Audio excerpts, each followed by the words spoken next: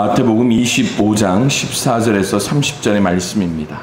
또 어떤 사람이 타국에 갈 때에 그 종들을 불러 자기 소유를 맡김과 같으니 각각 그 재능대로 한 사람에게는 금 5달란트를, 한 사람에게는 2달란트를, 한 사람에게는 1달란트를 주고 떠났더니 5달란트 받은 자는 바로 가서 그것으로 장사하여 또 5달란트를 남기고, 또 2달란트 받은 자도 그와 같이 하여 또 2달란트를 남겼으되, 1달란트 받은 자는 가서 땅을 파고 그 주인의 돈을 감추어 두었더니 오랜 후에 그 종들의 주인이 돌아와 그들과 결산할세 5달란트 받았던 자는 5달란트를 더 가지고 와서 이르되,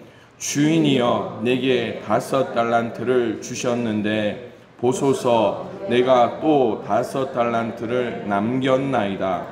그 주인이 이르되, 잘하였도다 착하고 충성된 종아, 내가 적은 일에 충성하였음에 내가 많은 것을 내게 맡기리니 내 주인의 즐거움에 참여할지어다 하고, 2달란트 받았던 자도 와서 이르되, 주인이여 내게 2달란트를 주셨는데 보소서 내가 또 2달란트를 남겼나이다. 그 주인이 이르되, 잘하였도다 착하고 충성된 종아, 내가 적은 일에 충성하였음에 내가 많은 것을 내게 맡기리니 내 주인의 즐거움에 참여할지어다 하고, 1달란트 받았던 자는 와서 이르되, 주인이여 당신은 굳은 사람이라 심지 않은 데서 거두고 해치지 않은 데서 모으는 줄을 내가 알았으므로 두려워하여 나아가서 당신의 달란트를 땅에 감추어 두었었나이다. 보소서 당신의 것을 가지셨나이다. 그 주인이 대답하여 이르되, 악하고 게으른 종아, 나는 심지 않은 데서 거두고 해치지 않은 데서 모으는 줄로 내가 알았느냐?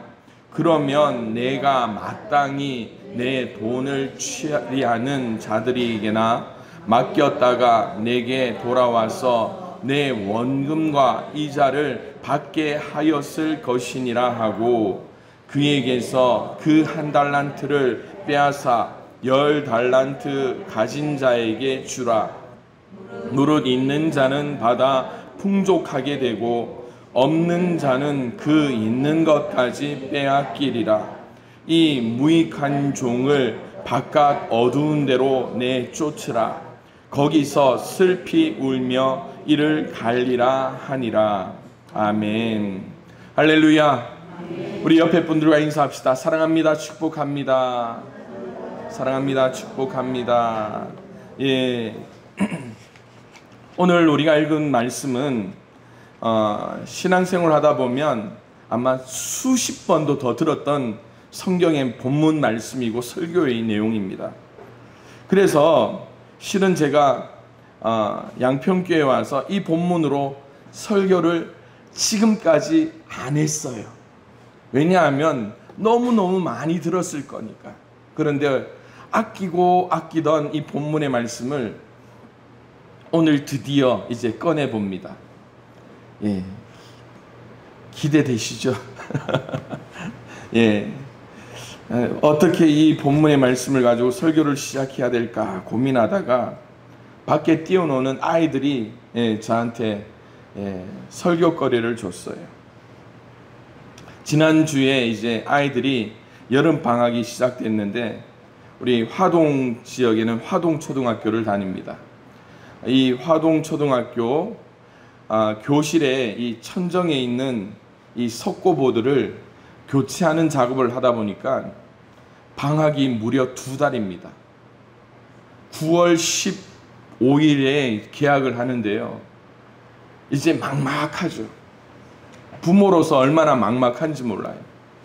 그런데 한편으로는 참 편한 게 있어요. 아침마다 눈을 뜨자마자 전쟁을 하잖아요. 무슨 전쟁을 합니까? 학교에 보내기 위한 등교 전쟁을 합니다. 그런데 2달 동안 등교 전쟁은 하지 않아요. 그런데 이제 그동안 하지 않던 급식 준비를 해야 되죠. 그리고 이제 아이들을 위해서 물놀이장을 만들었는데 우리 아이들은 물놀이에 요즘은 별 관심이 없어요. 왜냐하면 눈 뜨면 창문만 열면 물놀이장이 있으니까. 그런데 일주일에 3번, 4번 저 밖에 마을 아이들이 놀러를 옵니다. 어제 우리 교회 대청소를 했는데요. 우리 권사님, 장로님 다 돌아가시고 저녁 7시, 8시가 다 돼가는데 저기 할아버지 집에 놀러 온 애가 물놀이 하고 싶어서 자전거를 타고 왔어요. 그런데 애들이 아무도 없으니까 그냥 외롭게 집으로 돌아가더라고요. 자, 방학 이야기를 하는 이유가 뭐냐면 여러분 여러분 추억을 한번 되돌아오십시오. 방학이 좋았습니까? 방학이 좋았어요? 그런데 저는 시작할 때는 방학이 좋았는데 마칠 때쯤 되면 방학이 좋은 게 아니더라고요. 뭐 때문입니까? 숙제. 방학 숙제가 너무너무 많았던 때였습니다. 이 숙제 매일매일 하지 않으면 나중에 진짜 산더미 같은 숙제 때문에 이 어린 나이에 숙제를 하면서 피가 마른다라는 생각을 했어요. 그 중에 하나가 무슨 숙제였느냐 하면 일기 쓰기. 그래도 참 감사한 게 저한테는 누나가 있었어요. 참 성실한 누나가 있습니다. 누나 이 일기장을 좀 빌려봐요. 날씨라도 알아야 되니까. 그런데 저희 누나는 맨입으로 이 일기장 날씨를 보여주지 않았습니다. 꼭 대가를 바라고. 그러면 한편으로는 날씨만 볼게라고 협상을 해서 몇 월 며칠 날씨 얼마 맑음. 아직도 제가 방학 숙제를 가지고 있어요. 첫 국민학교 때 3학년 때부터 6학년 때까지 방학 숙제했던 글짓기나 이런 것들을 학교에서 이렇게 묶어서 이렇게 나눠줬는데 이게 아직도 제가 보관하는데 1984년 7월 4일 날씨가 흐렸대요. 이것도 제가 이 문집을 보면서 알게 됐습니다. 그런데 이제 날씨만 봅니까? 급한데, 그죠? 누나가 뭐 있는가? 일기장에 주어, 친구들 이름, 내 이름 놓고 내 친구들 이름 놓고 어떻게 합니까? 일기를 바꿔 쓸 때도 있고 그렇게 했습니다. 그런데 더 놀라운 사실이 뭐였느냐 하면 시골 학교에서 이렇게 방학 숙제를 저처럼이라도 해서 학교 선생님한테 내는 아이가 없었다라는 거예요. 시골 조그만한 학교, 제가 졸업할 때 18명이었어요. 물론 1학년 때부터 하면 30몇 명, 20몇 명 이러다가 18명까지 줄었는데 그 아이들 중에 방학 숙제를 다 해오는 아이는 저밖에 없었던 것 같습니다. 그런데 아시겠죠? 방학이 무조건 좋은 것만은 아니라는 사실이에요. 우리의 인생이 살다 보니까 이런 방학과 개학의 연속처럼 느껴질 때가 있습니다. 또한 살아보니까요, 우리의 신앙생활도 이 방학과 개학의 연속처럼 느껴질 때가 있습니다. 다시 말하자면 우리가 살아가는 모든 과정에서 자유다라고 생각할 때가 있는가 하면 그 자유 뒤에 우리가 해야 할 과제가 있더라니까요. 그걸 신앙의 단어로 표현하면 사명이고 우리 신앙의 숙제라는 것입니다. 오늘 우리가 읽은 마태복음 말씀도 신앙의 학생 때와 같은 긴장감을 주는 그러한 말씀입니다. 마태복음 우리가 25장을 읽었는데요. 24장은 여러분들이 읽어보시면 알겠지만 종말에 관한 말씀이에요. 마지막 때가 어떠할 것인가. 그래서 예수님께서 마지막 때에 일어날 징조들에 대해서 알려주시며 성도들에게 한 가지를 이야기하십니다. 뭘 이야기합니까? 따라해 봅시다. 따라해주세요. 늘 깨어 있으라. 우리 옆에 분에게 이렇게 해봅시다. 늘 깨어 있으십시오. 이게 마지막 때에 예수님께서 성도들에게 말씀하신 가장 핵심적인 말씀이에요. 왜냐하면 이 마지막 종말의 때가 언제인지 예수님께서 가르쳐 주지 않으셨기 때문이에요. 우리는 그날이 언제인지 알 수 없기 때문에 예수님께서 제자들에게 말씀하셨던 것과 같이 오늘을 살아가고 있는 우리 성도들은 깨어있는 것이 사명이 되어야 한다는 것입니다. 재림을 기다리는 성도의 삶에 그 24장의 말씀을 통하여서 25장에 오면 어떻게 살아야 될 것인가 비유로 말씀하시는데요. 주인을 기다리는 종의 비유. 두 번째로 신랑을 맞으러 나간 10처녀의 비유. 그리고 세 번째가 오늘 우리가 읽었던 달란트를 맡은 종의 비유입니다. 결론을 여러분들 잘 아시죠? 어떻게 해야 된다? 늘 깨어 있어야 된다는 거예요. 그 중에 오늘 달란트를 맡은 종의 비유의 말씀을 통해서 오늘 우리가 이 시대를 살아가면서 열매 맺는 청지기, 종의 삶을 어떻게 살아갈 것인가 우리가 한번 고민해 보기를 원합니다.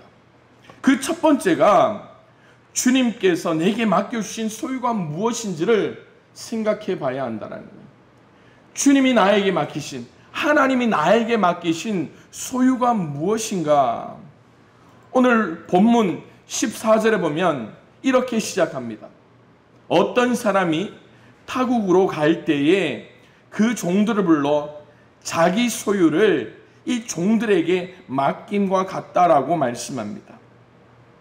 이때 주인이 종들에게 맡긴 것이 무엇인가 하면 한 사람에게는 금 5달란트, 한 사람에게는 2달란트, 한 사람에게는 1달란트를 맡겼다라고 이야기하고 있습니다.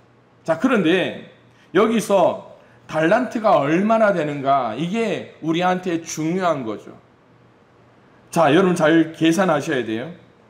1달란트라는 것은요, 무게 단위입니다.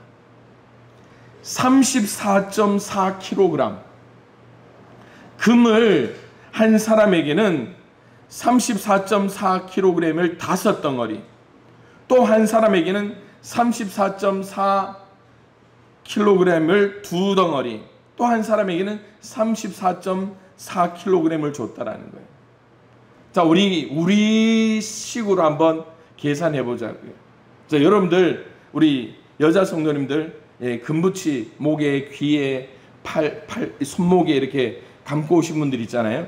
이제 얼마나 내가 맡고 있는가를 잘 계산해 보셔요. 한 돈이 3.75g이라는 거예요. 3.75.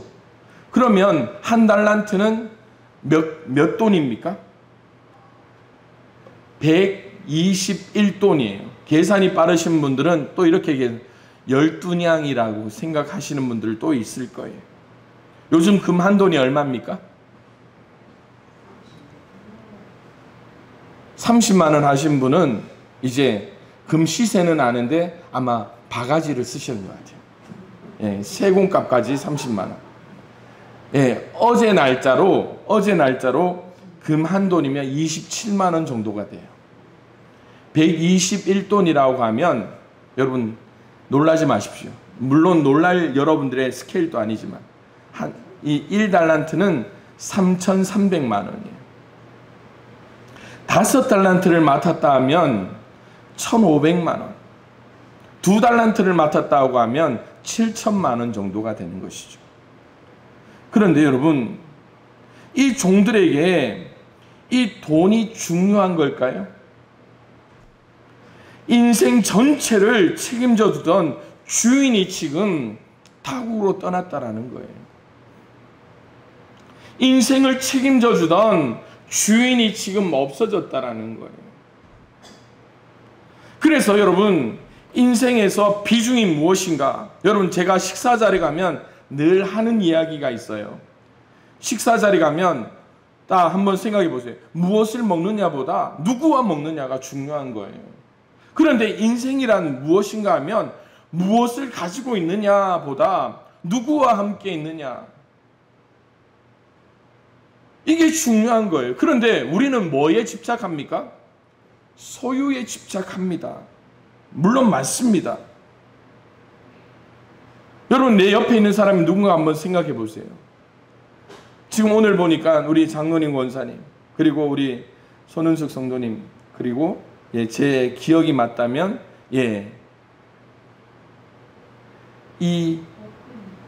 옥근 성도님, 제가 기억하고 있습니다. 이 두 분, 우리 신기영 집사님, 김계수 권사님, 이렇게 우리 강현도 집사님, 이경옥 집사님, 이렇게 부부로 이렇게 앉아 계시는데, 인생이 무엇인가를 생각해 보세요. 무엇을 가지느냐. 물론 오늘 주인이 내게 맡기신 소유가 있다라는 그것을 생각하면 거기에 우리가 포커스를 맞추고 있죠. 그런데 지금 종들에게 가장 핵심적인 문제가 무엇인가를 생각하자면요, 뭐가 없습니까? 나와 함께하던 주인이 없다라는 거예요. 하나님께서 이 문제를 가지고 올 때 주인이 나를 보고 1,500만 원을 맡겼어, 아니 1억 5천을 맡겼어, 7천을 맡겼어. 우리는 거기에 가지고 어떻게 해요? 기분이 좋아지고 나빠질 수 있어요. 맞습니다. 지금 내 주머니 사정을 한번 생각해 보세요. 내게 맡기신 시간, 육체, 가족, 돈, 그리고 우리가 매일매일 밟으며 농사하는 포도밭, 이 모든 것들을 맡기셨는데, 어떤 분들은 그것을 통하여 많은 수익을 내고, 또 나는 왜 이렇게 수익이 나지 않을까 걱정하시는 분들도 있죠. 그런데 여기서 우리가 말씀을 생각해 보자면, 여러분, 5달란트와 2달란트를 맡은 사람은 무엇을 위해 일했는가를 보게 되는 거예요. 5달란트, 2달란트 맡은 사람은요, 자기를 위해 장사하지 않았다라는 것입니다. 그들의 태도를 보면 알 수 있어요. 곧바로 가는 거예요. 24절, 25절에 보면 1달란트 받았던 자는 와서 주인이여, 24절의 말씀을 보면, 잠깐 슬라이드가 잘못됐지만 성경을 보십시오. 1달란트 받았던 자는 와서 이르되 주인이여, 당신은 굳은 사람이라 심지 않은 데서 거두고 해치지 않은 데서 모으는 줄을 내가 알았으므로 두려워하여 나가서 당신의 달란트를 땅에 감추어 두었었나이다. 보소서, 당신의 것을 가지셨나이다. 여기서 이 1달란트 받았던 사람의 모습을 한번 생각해 봐야 돼요. 이 사람의 목표가 무엇이었는가? 어떤 일들을 당할 때 두 가지 유형의 사람을 보게 돼요. 잘 될 때는 그렇지 않습니다. 못 됐을 때의 이야기예요. 한 유형을 제가 이야기하면 그 나머지 또 하나의 유형은 여러분들이 잘 아실 거예요. 한 사람은 어떤 유형인가 하면 네 탓이야, 너 때문이야 라는. 또 한 사람은 어떤 유형일까요? 나 때문이야. 이 두 가지 유형이 나타나거든요. 그런데 심리학자들이 남 탓하는 사람, 내 탓하는 사람을 비교해 봤더니 스트레스를 참 많이 받고 고달프게 사는 사람은 어떤 유형일까요? 남 탓하는 사람일까요? 내 탓하는 사람일까요? 내 탓하는 사람 보면 참 인생을 고달프게 살아요. 예, 우리 주변에서 대표적으로 어떤 사람일까요? 내 탓하는 사람? 예, 앞에 있는 목사님들이 보면 그런 이유가 참 많습니다. 그래서 여러분, 예, 젊은 목사가 감히 이런 말씀드리는데 목사한테 잘 해주셔야 돼요. 왜냐하면 일만 생기면 누구 탓합니까? 내 탓이에요. 여러분들 가정에 문제가 생기면 누구 탓할까요? 내 탓하는 사람이에요. 예, 우리 애들이 저렇게 놀다가 다치잖아요. 누구 탓할까요? 내 탓합니다. 인생 참 고달프게 사는 사람이에요. 왜? 목사기 때문에. 그런데 이 한 달란트 받은 사람의 모습을 보면 좀 그런 것 같아요. 주인을 살펴보니 이러이러하였기에 내가 어떻게 합니까? 그 한 달란트 받은 것을 땅에 고이 묻어두었다가 주인이 오기를 기다렸다가 어떻게 했다고요? 있는 그대로 땅에서 꺼내서 주인한테 가지고 왔습니다. 여러분, 이 한 달란트 받은 사람이 얼마나 고달팠겠어요. 왜요? 여기에 집착을 하는, 땅에 묻어있는 걸 숨겨둔 것에 집착을 하는 거예요. 아예 이걸 꺼내서 장사를 하다 보면 돈이라는 게 뭡니까? 돌고 돌다 보니까 돈이라고 하잖아요. 그러다 보니까 내게 네 것이고 네게 내 것 되면서 5달란트가 10달란트 되고 2달란트가 4달란트 되는 그런 청지기가 됐는데, 하나 받은 거 가지고 어떻게 해요? 이거 주인이 이러하니까 내가 이걸 이렇게 했습니다. 이 한 달란트 받은 사람의 모습을 보면 주인을 위하는 척 하지만, 주인을 아는 척 했지만 결국 누구 탓하는 거예요? 자기의 능력 없음이 그대로 드러나는 삶을 살았다라는 거예요. 우리의 신앙생활도 마찬가지예요. 방학을 앞둔 학생들의 모습. 예, 주인이 떠난다고 하니까 방학을 기다리는 아이들처럼, 야, 나한테 뭐 줄까? 나한테 뭐 줄까? 5달란트, 2달란트, 1달란트, 그게 숙제인지도 모르고 얼른 받았다가 어떻게 합니까? 5달란트, 2달란트 받은 사람은 그걸 가지고 방학 첫날부터 뭘 합니까? 숙제를 하는 거예요. 그런데 이 1달란트 받았던 사람은 이거 1달란트니까 나는 뭐 하겠다? 그냥 이거 묻어두고 방학 내내 노는 거예요. 방학 내내 노는 거예요. 촌놈이었던 제가 방학만 되면 집 뒤에 가서 대나무를 하나 팹니다. 그리고 누나나 형한테 부탁해서 낚시 이렇게 줄로 된 거 있죠. 치까지 이렇게 된 거 500원인가 하면 하나 샀잖아요, 옛날에. 그러면 대나무 이렇게 잘 정리해서 그거 하나 메고 어떻게 할까요? 마당 곁에 가서, 담 밑에 가서 지렁이 몇 마리 캐다가 하루, 이틀, 사흘, 방학 내내 낚시만 하는 거예요. 여러분, 그때 제가 인생을 배웠어요. 인생을 배웠다니까요. 국민학교 4학년 때 제가 인생을 배웠어요. 낚시는 힘들다. 사흘, 나흘이 되도록 물고기 한 마리 못 잡더라도 내 마음을 위안을 삼는 거예요. 무슨 위안을 삼습니까? 낚시는 물고기를 잡는 게 아니라 뭘 잡는 거라고요? 세월을 잡는 거라고. 그러면서 방학 한 달 내내 놀다가 이제 한 주, 방학 개학을 한 주 앞두고 제가 뭐 할까요? 숙제를 하기 시작하는 거예요. 여러분, 그런데 5달란트, 2달란트 받은 사람의 그 생각을 한번 생각해 보십시다. 이 사람은 방학 시작과 더불어서 무슨 삶을 삽니까? 나를 위한 삶이 아니라 이것 달란트를 나에게 맡겨주신 주인을 위한 삶을 살게 되는 거예요. 주님을 위한 삶을 살아가는 것이 성도의 삶인 것처럼 오늘 우리는 매일매일의 삶을 통하여서 그 숙제를 해 나가고 있느냐라는 거예요. 그러기에 우리는 오늘 나에게 주신 것에 대한 첫 번째 말씀이라면 두 번째의 말씀에 귀를 기울여야 됩니다. 그것이 무엇인가 하면 열매 맺는 청지기의 삶, 성도의 삶을 살아갈 때에 결국 언젠가 결산할 때를 생각하며 남기는 삶을 살아야 된다는 거예요. 이것이 바로 종말론적인 삶이라는 거예요. 학생들에게 종말론적인 삶이라는 것은 뭡니까? 방학이 있으면 뭐가 있다?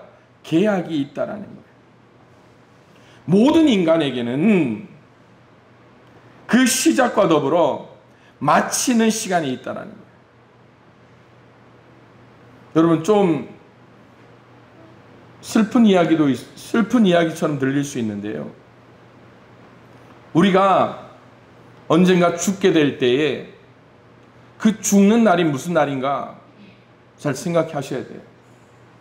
우리 하나님이, 나를 이 땅에 보내주신 하나님이 우리에게 뭘 하시는 날이라고요? 결산하는 날이라는 거예요.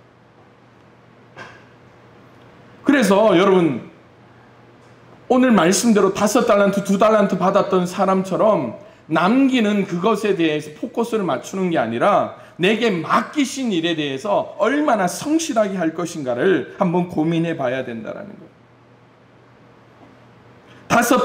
5달란트를 받은 사람이 남긴 것을 생각하면 3억이에요. 1억 5천을 받았는데 1억 5천을 더 남겼다고요. 물론 금액적으로 생각하자면 이 자리에 앉아 있으신 분들이 지금까지 살면서 뭐 1억, 2억, 3억만 했겠어요? 더 많이 벌었겠죠. 그런데 거기에 포커스를 맞추다 보면 우리는 어떻게 합니까? 우리에게 맡기신 귀한 사명을 저버릴 때가 있어요. 앞서 이야기했잖아요. 인생이란 뭐라고요? 무엇을 가지고 있느냐보다 누구와 함께 있느냐라는. 5달란트, 2달란트 받았던 사람은 일을 하면서도 어떤 마인드를 가지고 있었다고요? 주인이 나와 지금 함께하고 있다라는 그 마음에서 열심을 낼 수가 있었다라는 거예요. 지난주에도 제가 말씀드렸는데 우리가 누구와 주님과 함께하는 방법을 성경에서는 분명히 말씀하고 있습니다. 뭐라고요? 포도나무에 붙어 있지 않으면 스스로 열매를 맺을 수 없음 같이 뭐라고요? 너희도 내 안에 있지 아니하면 그러하리라. 자, 네 번째 줄인데요. 함께 읽어볼까요? 나는 포도나무요 너희는 가지라. 그가 내 안에 내가 그 안에 거하면 사람이 열매를 많이 맺나니 나를 떠나서는 너희가 아무것도 할 수 없음이라. 그런데 종말론적인 계약, 우리의 인생의 마지막 날을 성경은 이야기합니다. 뭐라고요? 열매를 맺지 않으면 뭐라고요? 가지처럼 밖에 버려져 마르나니 사람들이 그것을 모아다가 불에 던져 사릅니다. 열매가 없으면, 아니 주님과 붙어 있지 않으면 우리는 불에 던져 사르니라고 말씀합니다. 그런데 성경에서는요, 우리가 주인과 붙어 있기 위해서, 가지로서 그 줄기에 붙어 있기 위해서 가장 중요한 말씀을 우리에게 가르쳐 주고 있습니다. 붙어 있는 방법이 여호수아 1장 8절 9절에 있습니다.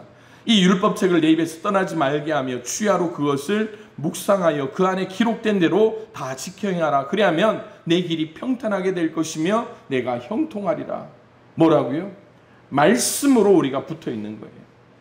우리가 주님과 함께 인생을 살아가는 방법이 뭐라고요? 우리가 말씀을 듣고 말씀대로 순종하는 것이라는 거예요. 여러분, 오늘 밥 먹으러 갑시다 했어요. 그런데 밥 먹으러 갔는데 내 주머니에 돈이 없어요. 그러면 여러분 마음 어떻게 됩니까? 불안하죠. 그런데 우리의 인생이 무엇인가를 생각해 봐요. 예? 알몸으로 왔다가 누가 노래했잖아요. 옷 한 벌은 건졌지 않소. 옷 한 벌 건졌다고 그것이 웃을 만한 일입니까? 아니에요.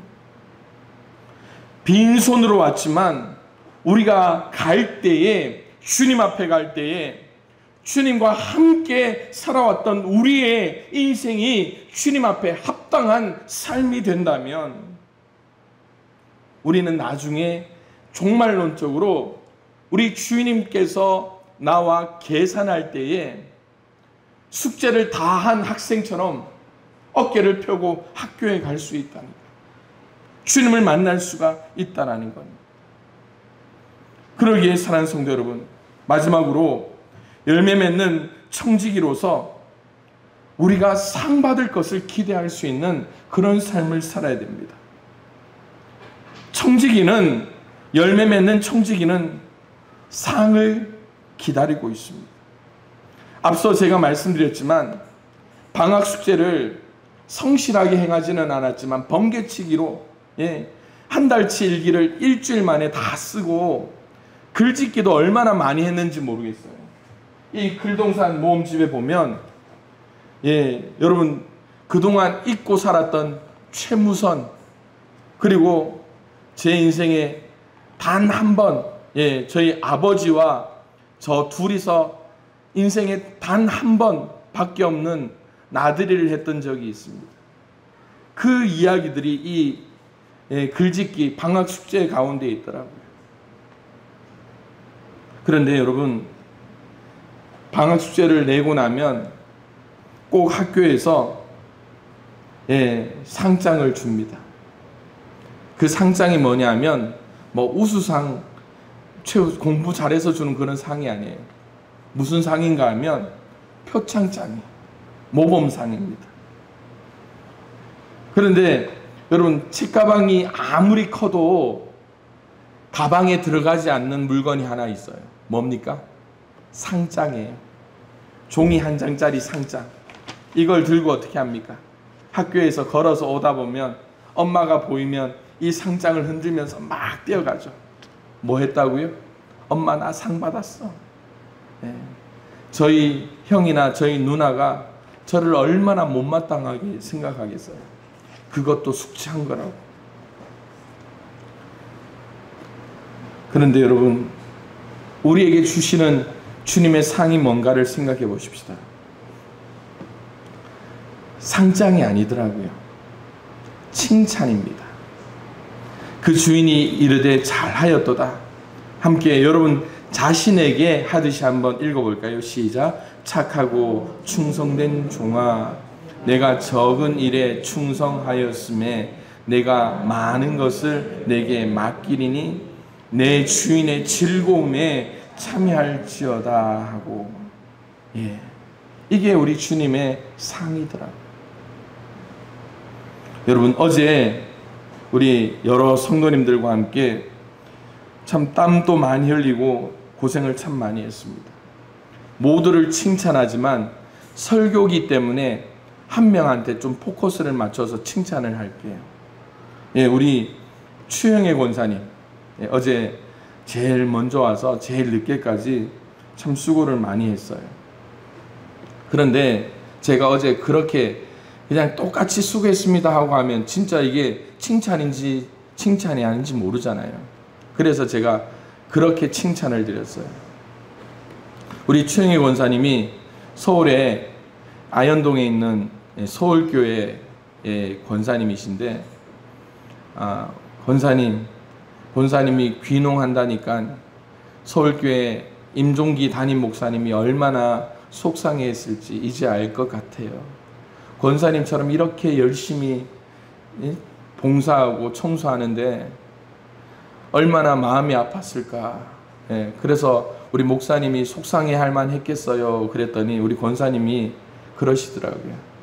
저보다 더 열심히 하는 권사님들 많다고. 권사님, 그런 권사님들 한 3분만 귀농하게 초대해 주세요.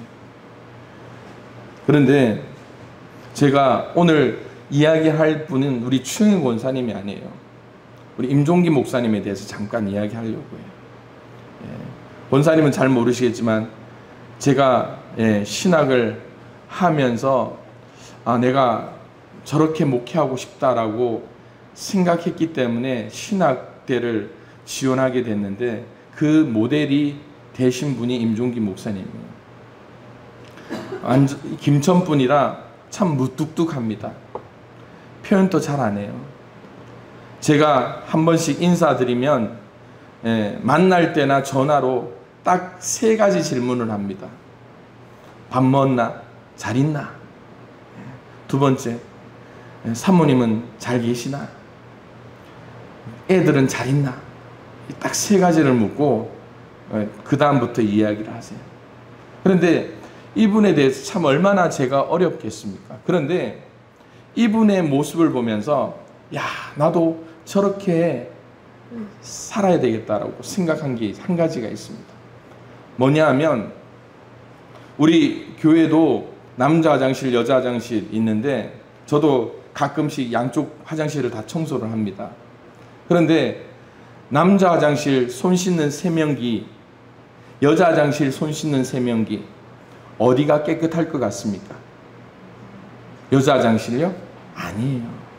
남자 화장실 세면기가 더 깨끗합니다. 왜냐하면 누가 남자 화장실을 이용하기 때문에 제가 화장실을 이용합니다. 제가 임종기 목사님한테 배운 게 그거예요. 임종기 목사님이 저랑 같이 화장실에서 일을 볼 때가 있었습니다. 그런데 그 임종기 목사님이 그러는 거예요. 손을 씻고 손 닦는 티슈 있잖아요. 그걸로 손을 다 닦은 다음에 뭘 하시는가를 제가 봤습니다. 뭘 했겠어요? 보통 분이면 하고 어떻게 합니까? 휴지통에 넣죠. 그런데 그 임종기 목사님이 추구원사님 또 모르실 거예요. 세면기를 구석구석 닦더라고요. 그리고 이제 싹 닦은 다음에 그걸 더 이상 활용을 못할 정도 되니까 휴지통에 던지시는 거예요. 제가 그걸 봤어요. 그래서 제가 화장실에 갔다가 웬만하면 세면기를 수세미로 닦고 그 다음 이제 제가 화장지로 닦은 다음에 이제 그걸로 이제 버리죠.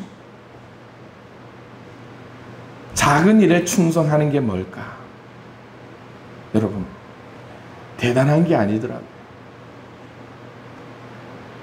우리는 뭔가 큰 일을 하고 싶어 하세요. 눈에 보이는 것. 그게 우리는 업적이라고 하는 거예요.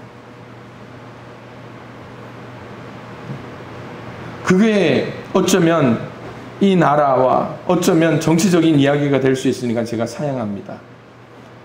그것이 우리의 흔적처럼 될 수 있다니까요. 그런데 여러분, 성경에 보면 사도 바울이 뭐라고 합니까?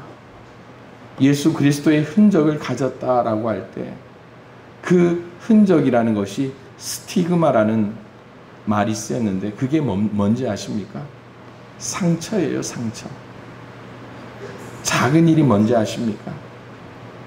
큰 업적을 남기기보다 작은 상처 하나 쓱 남는 게 우리에게는 작은 일이 되는 거예요. 그래서 작은 일을 우리에게 맡기셨는데 악하고 게으르게 살아서는 안 된다라는 결단을 저는 하게 되었습니다. 게으르다라는 말이 뭡니까? 여러분, 악하다는 말이에요.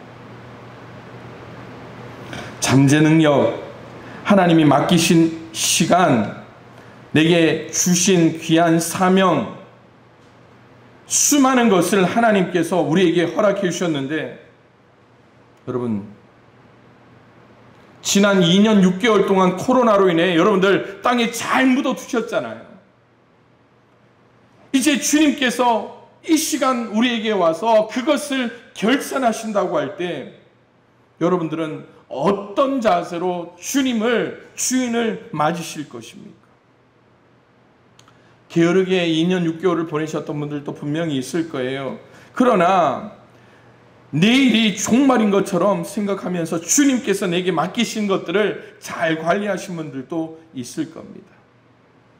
오늘이 우리 주인 되신 하나님이 결산하는 날임을 깨닫고 주님이 내게 맡기신 것들을 잘 관리하는 저와 여러분들이 될 수 있기를 주님의 이름으로 축원을 드립니다. 그래서 청지기의 3대 강령이 있습니다. 함께 읽어볼까요? 주인이 내게 맡겨주신 소유가 있다. 주인이 청지기에게 결산할 때가 있다. 주인이 충성된 종에게는 상을, 무익한 종에게는 심판을 하신다. 여러분들은 어떤 위치에 있는가를 고민해 보시길 바랍니다. 무익한 종이 되어 바깥 어두운 데로 내쫓김을 당하는 것이 아니라 우리 모두가 적은 일에 충성함으로 주인의 즐거움에 참여하는 그러한 기쁨, 이 자리의 기쁨이 나중 저 자리에까지 연결될 수 있는 귀한 은혜가 우리 양평교회 모든 성도들 열매 맺는 청지기라면 마음껏 누릴 수 있기를 주님의 이름으로 축원을 드립니다. 기도하겠습니다. 이 시간 함께 기도할 때에 오늘 우리에게 주신 귀한 말씀처럼 그저 내 삶이 방학인 것처럼 살아가는 것이 아니라 내게 언젠가 계약이 있고 주님이 나에게 결산할 때가 있음을 깨닫고 온전히 하나님 앞에 충성된 종으로 남아 사명 감당할 수 있게 해달라고 이 시간 함께 결단하며 기도하겠습니다.